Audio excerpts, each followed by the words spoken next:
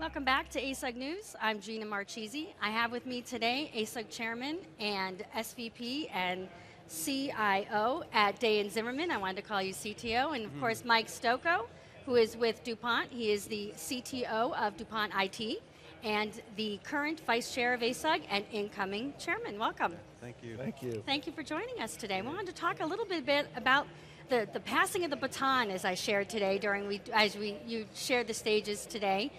Tell me, Anthony, what is, you've done 2 years as the ASUG chairman, which is unprecedented. How was the experience? Well, as I said this morning in the keynote, it really was a very rewarding experience. From not only seeing how the organization has evolved, we were just in a meeting with an SAP executive and he said, ASUG is really hip now. And Mike and I, when we first met, 4 or 5 years ago, we believed it was hip then, but it was a little bit of a best kept secret. And what we really wanted to do over the last couple of years is improve the brand in terms of delivering value, meeting the expectations, and being relevant to a broader audience within our member and customer base. I mean, our members are our customers, and we want to be relevant to as many of them as possible. So, and I think we're seeing that today. And that's why I think it's hip. Those are big shoes to fill, Mike. How do you feel about your incoming year as the chairperson? Do you have specific goals in mind? Are you up for the challenge? Well, I think I'm up to the challenge. Anthony has really handed off a baton, like you said, to make ASUG relative.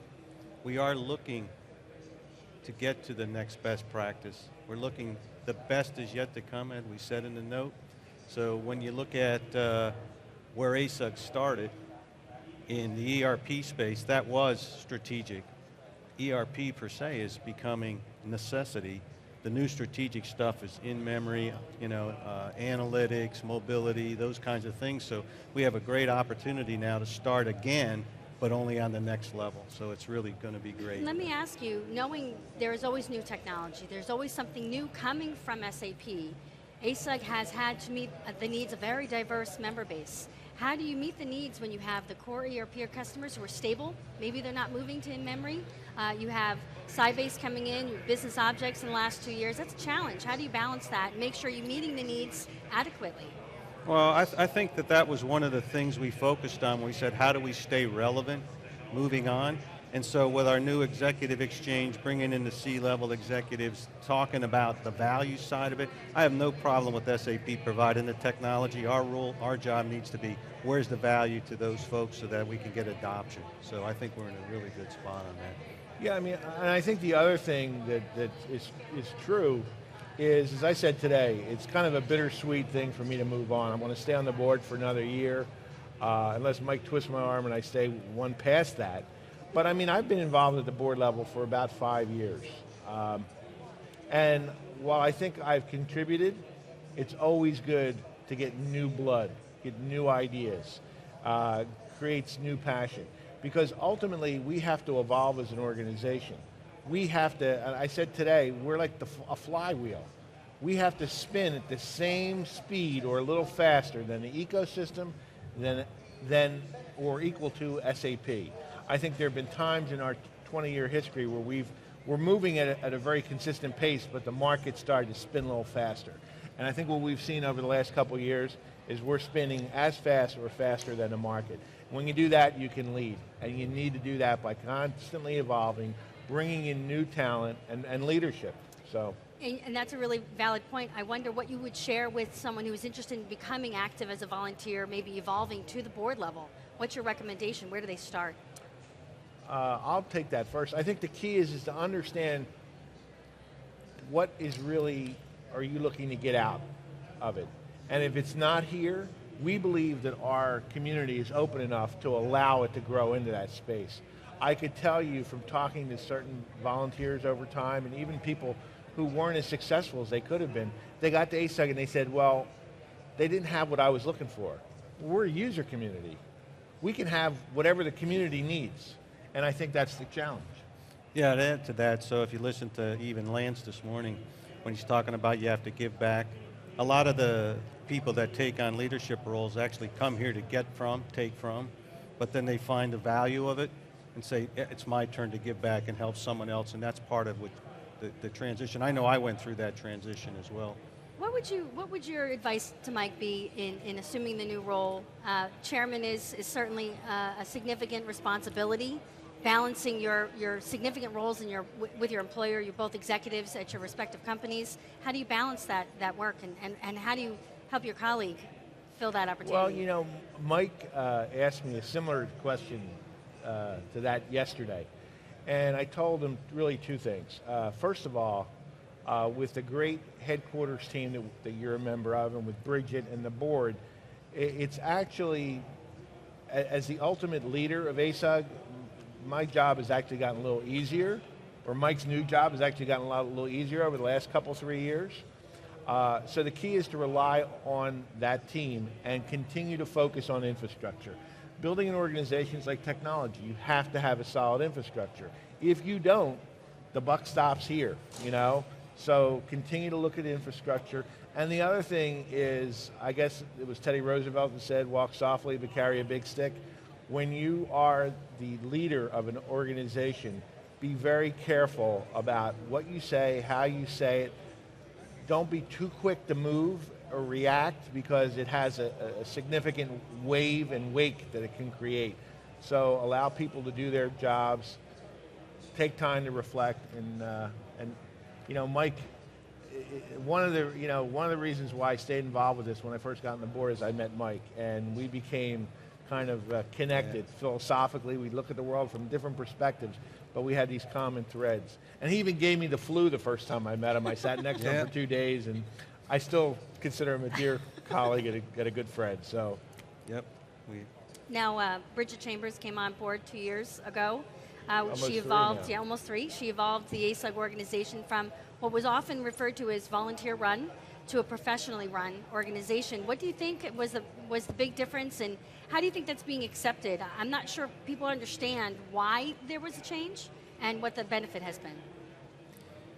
So when you think about bringing on a CEO, you know, it was primarily brought on to start to turn around because the economy was bad.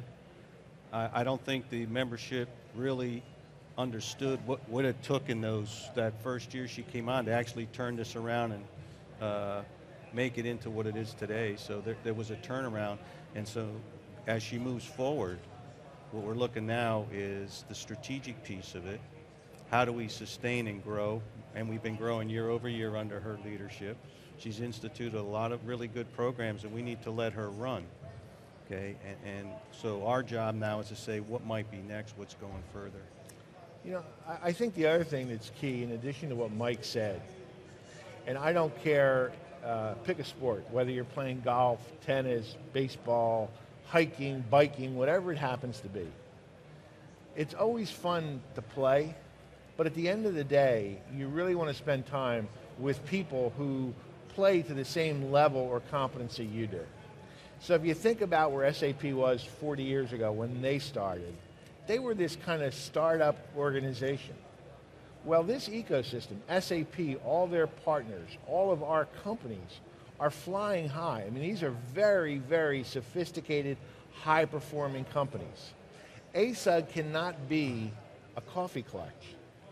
It has to be a high-performing organization. It can't be a hobby. It can't be just a group of impassioned folks who want to do good. It has to be a group of impassioned folks who want to do good and have the infrastructure and support to kick us to the next level. And that's what Bridget and her team has enabled this organization to do. I said in the beginning, somebody said ASUG is now hip. It's hip because we got a solid infrastructure, we're agile, we're able to adapt to the change of that ecosystem that we're a member of. And that's what it takes, and that's professionally run. Right. With that said, which I think is very fair, there are 400 volunteers who do dedicate their time to drive programs for ASUG. So what is their role? How do we reward them? How do we recognize that they do make a contribution, just maybe in a different way? Well, I mean, I'll start out, and I'll, you can see I like to talk a lot. Yeah. In my mind, the volunteers have and always will be the lifeblood. volunteers, it's like sending somebody into a jungle and not giving them a machete and wondering why they can't cut through the brush. I mean, you need the volunteer. The key is the professional organization has to provide them with the tools, the wherewithal, the training, the support. Then you got your volunteers flying through that jungle and delivering what they have to deliver to that market. And that's what it's about. It's not, the organization doesn't replace the volunteer, it enables the volunteer and helps make that volunteer more successful. And we have to continue to evolve to help support, because with the challenges of the volunteers today are different than they were 10 years ago, and it's going to be different years from now. And we as an organization have to continue to evolve. And that's Bridget's challenge and the challenge of the staff. Yeah, just to add to that, when we first came in and said, how do we stay relevant, we had a board meeting, I remember it well, and we said, we only get to pick 3 things that are important to this organization core. The number 1 came out, it's the volunteers. The number 2 said, how do we support them? And he said, we have good content, okay, and we have to, then the communities. But we didn't have the infrastructure to be able to support it, so everybody was scrambling, there was a lot of discontent, and I don't hear that anymore. No. They love their volunteer meetings, and without them, you wouldn't have this. Yeah, I mean, I'll tell you a quick little story. I can't tell you how many of the volunteers have come over to me and thank me for serving as chair and say that I'm going to be missed. And I tell them I'm not really going anywhere. First of all, I'll be here on the board, but I'm still a volunteer, and I'll be around. But I can remember with some of those same volunteers who, when I got on the board, they're like, who's this guy, and why is he here, and how did he get that job, and why did, so I think it just goes to show you that the key is we're all in this thing together. You got to bring your heart and soul into this, and we're all working to solve the same problems. And I think that we have an organization that is very, very, very functional. And, as a leader, there's nothing more important. That's phenomenal. Mike and Anthony, thank you for joining me today. Thank you for joining us on ASUG News. Be sure to visit asugnews.com for the latest information about SAP and ASUG News. Hey, thank you.